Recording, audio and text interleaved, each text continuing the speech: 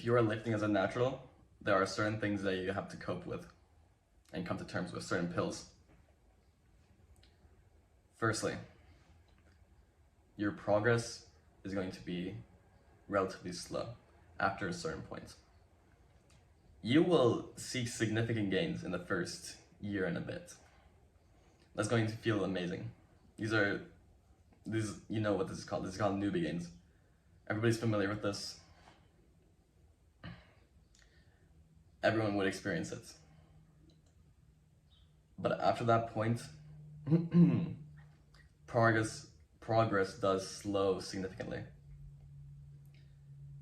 You can't go into it with the expectation that in 1 year or 2 years, you'll have your goal physique. In reality, you can't complain about your physique as a natural. Bare minimum, if you haven't put in 5 years of consistent diet and work. That's like the minimum. Many people would argue more even. It's all about time and consistency across the time. That's the only thing that matters here. You can't expect to have the same results as someone on drugs.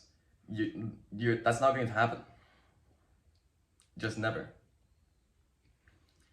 But as naturally, you do have certain benefits as well, such as once you've built that muscle, you can count that muscle practically for life.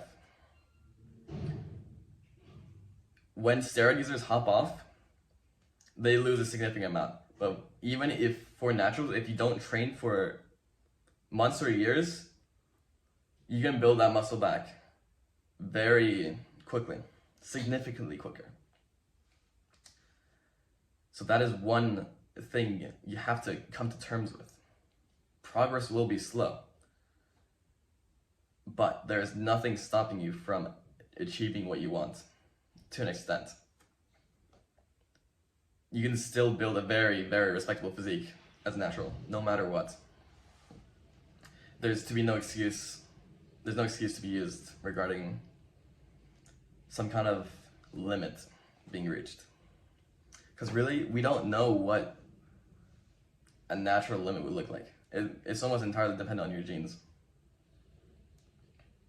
There's big controversies around that, you might know. Regardless, next pill. This is regarding nutrition. You cannot eat the same way juiced bodybuilders eat. Like the typical chicken and rice. That will not work. Simply won't. As a natural, in order to produce your own testosterone, you need the root fat and micronutrients, which is not particularly present in chicken and rice. Chicken overall is less nutritionally dense, and there's barely any fat in chicken breasts. If you still want to eat chicken thighs at least. At least you're getting the fat, which will be very important for your hormones, and if you're bulking, obviously that's a help. That's an addition. An easy way to get more fat in. So, do not eat the same way as people on roids and expect the same results.